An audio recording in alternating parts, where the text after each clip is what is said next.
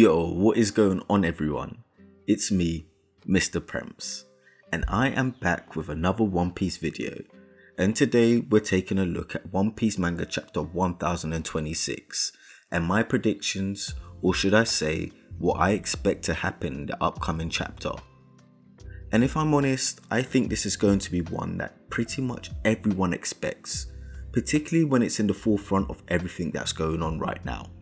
But also because it's in the title of this video, and that is the return to the rooftop with Momonosuke, Kaido, Yamato, and of course the boy Luffy. But before I get started, this is the part of the video where I thank you all for clicking and watching, but also I'll be asking a little bit more. So if you're new here or haven't done so yet, then make sure you hit the subscribe button and the bell notification so you never miss out when I drop more content just like this. And also, if at any point in the video you do like anything I've had to say, then don't forget to leave a thumbs up, as that always helps out with the YouTube algorithm. In fact, you don't even have to wait for that. You can literally just hit the thumbs up now. And lastly, if you like One Piece content and discussing it with others just like yourself, go and check out the Void Century Club forum, in which I'll leave a link to in the description to this video. But now those formalities are out of the way, let's get back into this prediction. So in One Piece 1025, we finally got the arrival of Luffy and Momonosuke on the rooftop of Onigashima, and they arrived to join Yamato and Kaido, who have definitely been battling it out. The fight on the rooftop has been so intense, and Oda has done a fantastic job on dropping these nuggets of information, teasing us about what could be, what may have happened, but with no real clarification whatsoever. But one thing that has been fantastic is the dialogue we've been getting from Kaido. I believe Kaido is shaping himself to be one of the most interesting characters in One Piece, and that's because he's not just the brute that we all thought he was.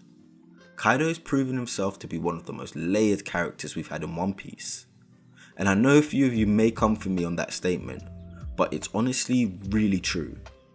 There's so much more to Kaido than what we find at the surface. If we recall all the things we've heard about Kaido, we've heard he wants to die. He was envious of Whitebeard dying in such a glorious fashion. Kaido wants a war. He definitely is an alcoholic, and we've seen him crying on a number of occasions. He's trying to build this strong army, and to me, it all just didn't make any sense. But now it feels like we can start piecing this all together and start working out what exactly happened to Kaido for him to be just like this. And that's why I believe we'll start to find out a little bit more about Kaido and his backstory in One Piece chapter 1026.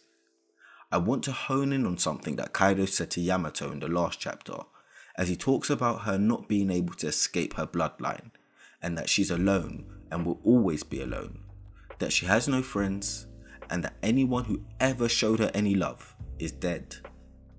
He goes on to explain that friendship is all a sham, and that it all comes down to people who fear her. And it made me realise that Kaido is actually just talking from his own perspective. It's very evident that something happened to the ONI race or the Ogre race, whichever translation you'd like to use, and clearly Kaido was caught in the midst of it. His talk on friendship being a sham and it's all out of fear is very evident from his own crew, which is ruled by strength.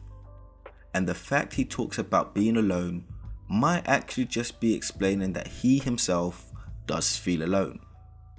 So the question I ask is, what exactly happened to this ONI race that Kaido turned out like this? What led him to join Rock's D Zebek? And why did Big Mom have to give him this fruit? I think there's a lot to uncover with Kaido, and that's something that's going to be extremely interesting once we eventually do find out. But without going off topic too much, I mustn't forget that Luffy and Momonosuke have arrived on the rooftop, and with Kaido coming out of his hybrid form and into his full zone dragon form, it appears that the first dialogue or encounter is actually going to be of that of Momonosuke, and this is going to be funny because in the words of Kaido, the world doesn't need two dragons. so clearly his attention will be focused on Momo. But I feel like everyone is so prevalent on that rooftop that everyone has to be involved somehow. We know how tough Yamato had it 20 years ago, and by getting her flashback, I almost feel like she's done all she can do in the fight against Kaido, and it was never her intention to actually defeat Kaido anyways, as she actually admitted that she couldn't. And even though Shinobi has aged Momo to age 28, his strength isn't much different, or should I actually say, he's still not enough to defeat Kaido. So I truly believe this is going to be Luffy's role, or maybe some help from some other friends, but that's a discussion for another day. I do expect Kaido to give us more of a speech and a little glimpse of his own backstory if we do go back to the rooftop this chapter. Outside of this, there are loads of things that I actually think need wrapping up in Wano. Going back to the rooftop, I believe Momonosuke is going to have his hands full by ensuring that Onigashima doesn't fall on the flower capital, and therefore is going to have to learn how to use the flame cloud ability fairly soon, and that's going to be needed in order to save the citizens of Wano. And personally, I think that is going to be his biggest feat against Kaido, given he's not actually going to be able to fight him. Other fights that I think need wrapping up, or that we should be inclined to find out what is happening with them, is one, Raizo against Fukurokuju, and that is one that I'm actually no longer interested in, because even though we know that they have a difference in opinion, one who's loyal to Odin and the other who's loyal to the Shogun, I don't think that fight needs to dwell on any longer than it already has. The second one that I really would be looking forward to seeing is the Kid and Law fight against Big Mom, because honestly, who is taking on Big Mom? She is an absolute monster. And I mean, even on the rooftop, when they were all attacking her, she was literally tanking everyone's attacks. Plus, if we recall last chapter, where Oda was trolling us with Usopp, we saw that Big Mom's Conqueror's Haki was literally leaking and knocking people out who were yards away, or even meters away. I'd be so interested to see how Law and Kid are getting on, and what abilities that they could use to just attempt to put a scratch on her. Plus, I mustn't forget that Kid has a handicap, given that Killer can't attack Hawkins unless he's looking to damage Kid too. And just as an FYI, I have read some theories of Killer chopping off Hawkins' left forearm, given that Kid has already lost his, and therefore it wouldn't affect him. And personally, I do think that would be really cool and a clever way to get around things. So this is actually something I'm really looking forward to. But apart from that, there are other places Oda could take us if he wants to beat around the bush a bit, because we haven't seen CP0 in a while, nor have we seen what's going on with X-Drake. And that's one that I think is very key and a little bit suspect to me, because could he be calling in Sword?